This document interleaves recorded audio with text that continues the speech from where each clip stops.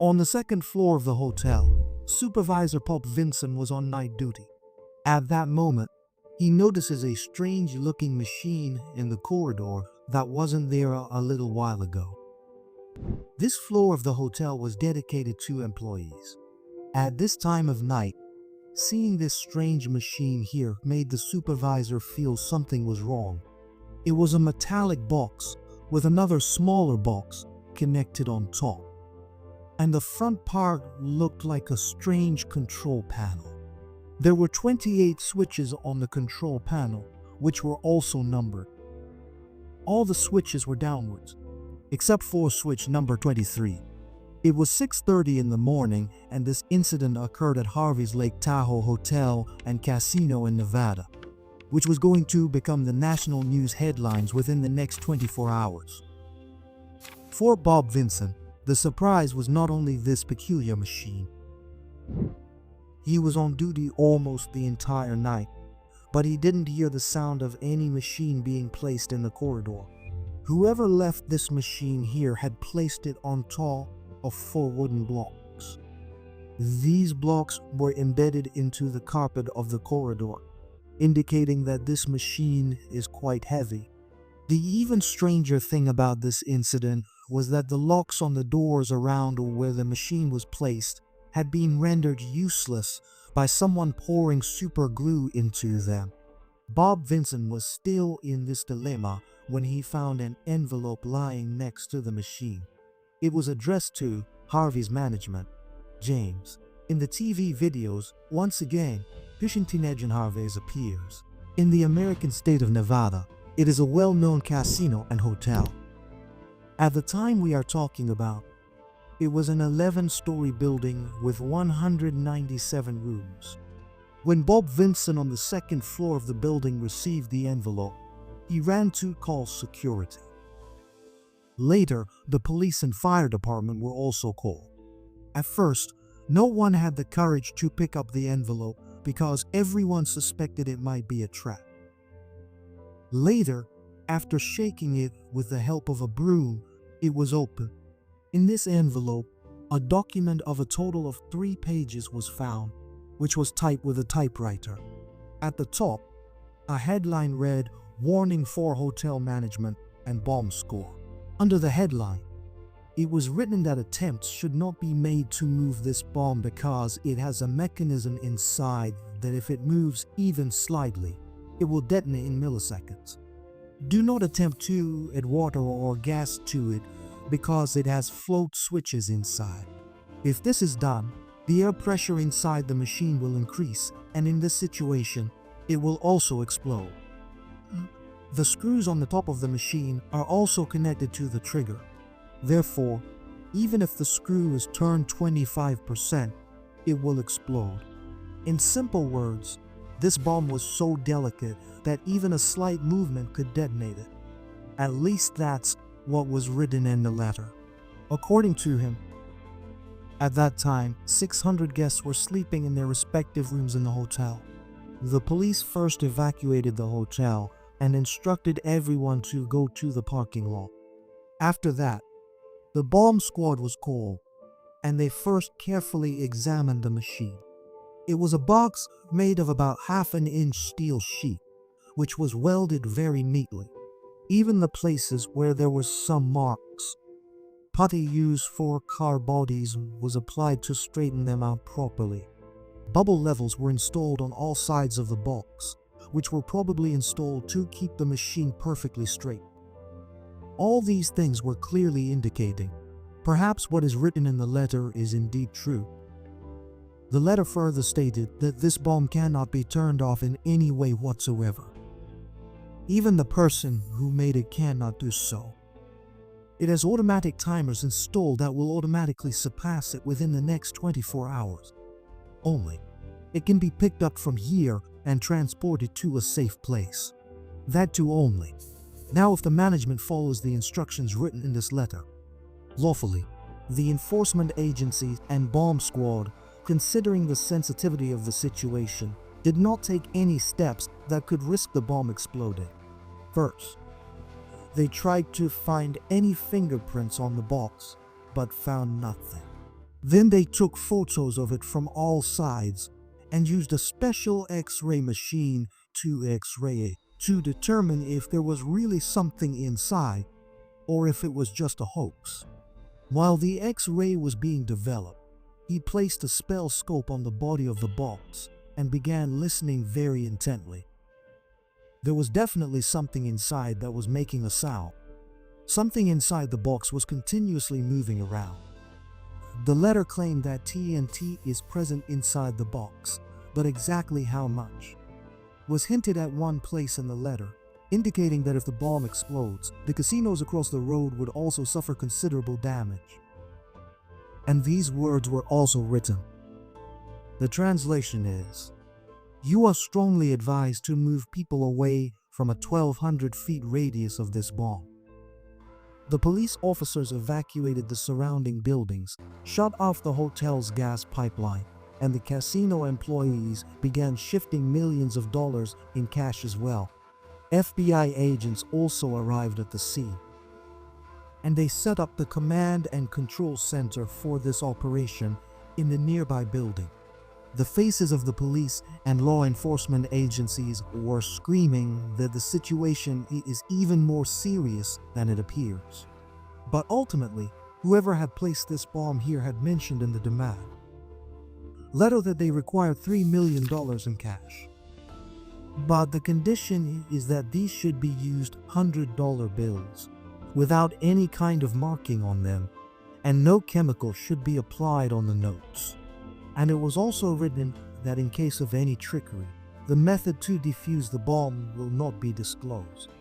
And if the demand is not met within 24 hours, the automatic timer will detonate the bomb itself. But who were these monies supposed to be given to, and how?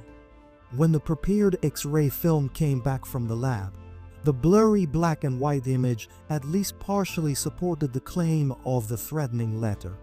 The small control box mounted on the machine was observed to indeed have a virus connected to its screw, which was also mentioned in the letter. There was one straight tube in the box, which could possibly be a tilt sensor, and one float valve was also clearly visible. Besides this, the lower box was filled with various cylinders. What these cylinders were for, the police had no idea at that time. One thing was certain, the person writing the letter was not playing a prank. This machine was indeed a bomb. Slowly, the 24-hour deadline was gradually coming to an end. Consequently, the authorities were prepared to give the ransom. The 3-page letter also included detailed information about the delivery of the money. This money would be delivered by helicopter. Instructions for the pilot were written to reach Lake Daha at 11 p.m. The helicopter will land near the LPA building at the airport and should be facing south. After that, the pilot will disembark and stand close to the fans where he will receive a call, and the remaining instructions will be provided in that call. Remember, there should only be the pilot inside the helicopter. No gunman, no one else at all. The individual initiated the FBI helicopter under the name of Agent Joe Cook to execute this task. $3 million in cash were placed in the helicopter. These were all counterfeit notes. And one gunman was also hidden behind the pilot's seat in the helicopter. The gunman was instructed that no matter what happens, he has to protect the FBI agent. At exactly 11 p.m., the FBI agent landed at the designated spot and stood near the fans. Shortly after, the phone near the fans rings. When the agent picked up the phone, a person on the other side said that there is a letter under the phone booth's table. Pick it up and read it. Whoever was on the other side was quite clever. He didn't want to stay on the public phone for more than 5 seconds, because the longer the call, the higher the chances of being traced. This new letter was addressed to the pilot. It was written that first, you should go to the helicopter and turn on one flashlight inside. Show every corner of the helicopter. And don't forget that we are watching you. After that, take off and head towards Highway 50. Exactly 15 minutes later, on your right-hand side, in the forest, you will see one strobe light. Land facing south near the strobe light. There, you will find another letter hanging on the door. It will be found. The pilot did exactly that. With great cleverness, he illuminated the helicopter's cockpit in such a way that it couldn't be seen in the gun, and took off to reach the exact point where the strobe light was visible to him. After reaching the location, the pilot couldn't see any strobe light anywhere. For the next hour, he kept circling around there. But in the dark night, there was no movement in the jungle. So he returned to the airport and landed. Later, they found out they couldn't read the instructions properly, and the place they were supposed to go was miles away. A news was broadcast on TV to message the person giving the instructions. There is some confusion about the location in the instructions. The person who orchestrated this entire game plan, when he discovered that the police were still willing to give them the money, he called the police station and said, "Harvey, turn switch number 5 on the machine in the hotel upwards. Do and wait for the next phone call." Perhaps he wanted to, by some time, to devise a new plan. That's why he instructed to turn the dummy switch up. But by then, it was too late. At this time, it was 6:40 in the morning. That means the bomb had been lying in the hotel for more than 24 hours. But even after the deadline had passed, this information was not known. This was one positive aspect. In the command and control center, the FBI, Police Bosco, and the fire department team had an estimation that this box could contain at most 1,000 pounds of TNT. They had done all the calculations that if it were detonated right there in the hotel, the building's pillars would not be damaged. At most, the interior of the floor would be damaged. Therefore, they fitted a small bomb control box next to the bomb. The plan was that as soon as this plastic bomb exploded, it would disable the control box and thus perhaps prevent the TNT from detonating. All preparations were complete. The surrounding buildings were evacuated and preparations were made to detonate the bomb.